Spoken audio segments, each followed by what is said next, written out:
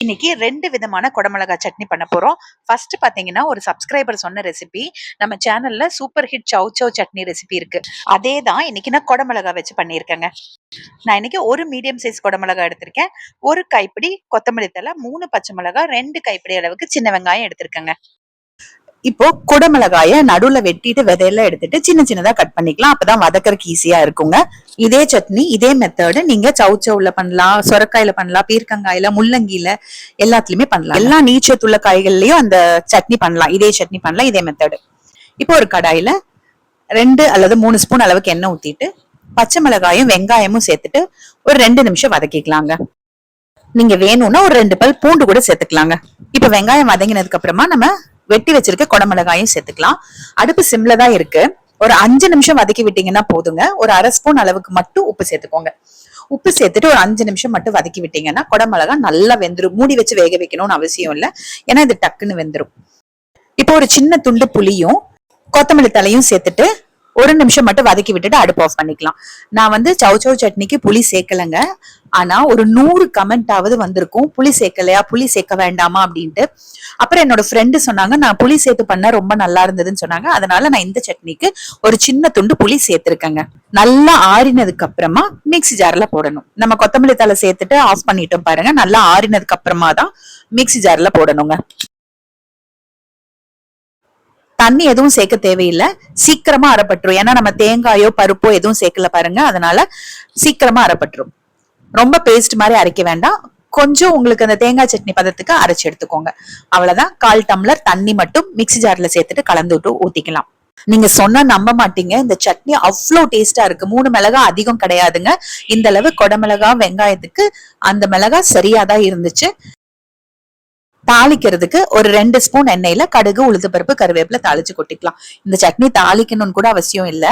இட்லி, தோசை, சப்பாத்தி, பூரிக்கு ரொம்ப ரொம்ப நல்லா இருக்கும். நான் ஏற்கனவே சவ் கடையல் வீடியோ போட்டிருந்தாங்க, தக்காளி எல்லாம் சேர்த்து கடையிறது. அந்த வீடியோல தான் புனிதா அப்படின்ற மேம் வந்து கமெண்ட்ல சொல்லியிருந்தாங்க, இந்த மாதிரி நீங்க சவுச்சவுல சட்னி பண்ணுங்க, ரொம்ப நல்லா இருக்கும். அதை வச்சுதான் பண்ண. அந்த வீடியோ செம ஹிட்டுங்க. டேஸ்டும் ரொம்ப அருமையா இருந்ததுங்க. எங்க வீட்டுல எல்லாருக்குமே ரொம்ப பிடிச்சது அந்த சட்னி. புனிதா மேடம், உங்களுக்கு இந்த சமயத்துல நான் ரொம்ப நன்றி தெரிவிச்சுக்கிறேன். இந்த வீடியோ பாத்தீங்கன்னா எனக்கு கண்டிப்பா கமெண்ட் பண்ணுங்க மேம். இப்ப அடுத்த மெத்தட்ல குடமிளகா சட்னி எப்படி பண்றதுன்னு பாக்கலாங்க. குடமிளகா பாத்தீங்கன்னா நல்லா பெருசா 1 எடுத்திருக்கேன். நீங்க மீடியம் சைஸா இருந்து 2 எடுத்துக்கோங்க. 2 பெரிய வெங்காயம், 3 பச்சை மிளகாய், 1 கப் அளவுக்கு வேர்க்கடலை. இது பாத்தீங்கன்னா ஒரு 100 கிராம் அளவுக்கு வேர்க்கடலை இருக்கும்.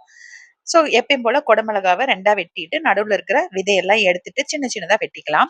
இந்த குடமிளகா சட்னி ரெசிபி பாத்தீங்கன்னா என் கூட ஒர்க் பண்ற கொலீக் சொன்னாங்க. அப்ப இருந்து ரெகுலர் சட்னி மெனுல இந்த சட்னியும் நாங்க சேர்த்துட்டோம். அவ்வளவு ருசியா இருக்குங்க. இப்ப பாருங்க, குடமிளகா வெட்டி எடுத்தாச்சு. பெரிய வெங்காயமும் கட் பண்ணி எடுத்து வச்சிருக்கேன். இந்த சட்னி பாத்தீங்கன்னா இட்லி தோசைக்கு செம்ம டேஸ்டா இருக்குங்க. 2 சட்னியுமே நீங்க கண்டிப்பா உங்க ரெகுலர் சட்னி மெனுல சேர்த்துருவீங்க, அவ்வளவு டேஸ்டா இருக்கும். இப்போ கடாயில ஒரு 3 ஸ்பூன் அளவுக்கு எண்ணெய் ஊத்திக்கலாம். இப்போ எண்ணெயில முதல்ல பச்சை மிளகாவும் பெரிய வெங்காயமும் அந்த குடமிளகா 3மே சேர்த்து நல்லா வதக்கிக்கலாம். கொஞ்சம் சிம்ல வச்சுக்கோங்க. சிம்ல வச்சு அப்பப்ப கலந்து விட்டு வதக்கி விட்டீங்க அப்படின்னா வெங்காயம் வதங்குற நேரத்துல இந்த குடமிளகாவும் நல்லாவே வெந்துருங்க. இப்போ ஒரு அரை ஸ்பூன் அளவுக்கு உப்பு சேர்த்துட்டு புளியும் சேர்த்துக்கலாம்.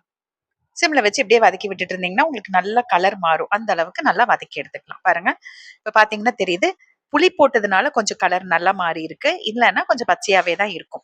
அடுப்பு ஆஃப் பண்றதுக்கு முன்னாடி நம்ம எடுத்து வச்சிருக்க வேர்க்கடலை 2 கைப்பிடி அளவு தான் சேர்க்கிறேன். நான் 1 கப் அளவுக்கு எடுத்து வச்சிருந்தேன், ஆனா 2 கைப்பிடி தான் சேர்க்கிறேன். மீதி எடுத்து வச்சுட்டாங்க.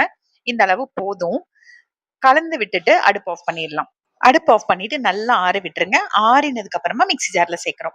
மிக்ஸில சேர்க்கும் போது அதே மாதிரி தண்ணி நிறைய சேர்க்க வேண்டாம். தண்ணி சேர்க்காமயே அரைச்சுக்கோங்க. தேவைப்பட்டா மட்டும் கொஞ்சமா தண்ணி சேர்த்துக்கோங்க. ரொம்ப நைஸா வலுவலுன்னு அரைக்க வேண்டாங்க. கொஞ்சம் கொரக்கரான்னு அரைச்சுக்கோங்க. இதுல தேங்காய் பருப்பு எதுவுமே இல்லாததுனால டக்குன்னு அரைப்பட்டுருங்க. அவ்வளவுதான். கப்புக்கு மாத்திக்கோங்க. இந்த சட்னிக்கும் நீங்க அரைக்கும் போது கொஞ்சம் கொத்தமல்லி தலையும் கருவேப்பிலையும் சேர்த்து அரைச்சிட்டீங்கன்னா நல்லா பச்சையா கிடைக்கும். கொத்தமல்லி தலை அதிகமா சேர்த்தோம்னா கொஞ்சம் நல்லாவே பச்சையாவே கிடைக்கும். மிக்ஸி ஜார்ல கொஞ்சமா தண்ணி கலந்து ஊத்தியாச்சு. நல்லா கலந்து விட்டுக்கலாம். இது பாத்தீங்கன்னா ஒரு 4 பேரே சாப்பிடலாம். இப்ப சட்னி தாளிக்கிறதுக்கு 2 ஸ்பூன் எண்ணெயில கடுகு சேர்த்துக்கலாம். கடுகு பொரிஞ்சதுக்கு அப்புறமா உளுந்து பருப்பும் பெருங்காயத்தூளும் சேர்த்துக்கலாம். உங்களுக்கு வேணும்னா கொஞ்சம் சீரகம் சேர்த்துக்கோங்க, வரமிளகாய் சேர்த்துக்கோங்க, என்ன வேணுமோ சேர்த்துக்கோங்க. கூட கொஞ்சம் கருவேப்பிலையும் சேர்த்துட்டு நல்லா ஃப்ரை பண்ணிட்டு சட்னியோட சேர்த்துட்டோம் அப்படின்னா சட்னி ரெடிங்க. கண்டிப்பா இந்த 2 டைப் ஆஃப் சட்னியும் உங்களுக்கு ரொம்ப பிடிக்கும். 2 விதத்திலயும் நீங்க சட்னி ட்ரை பண்ணுங்க. ட்ரை பண்ணிட்டு கமெண்ட் பண்ணுங்க.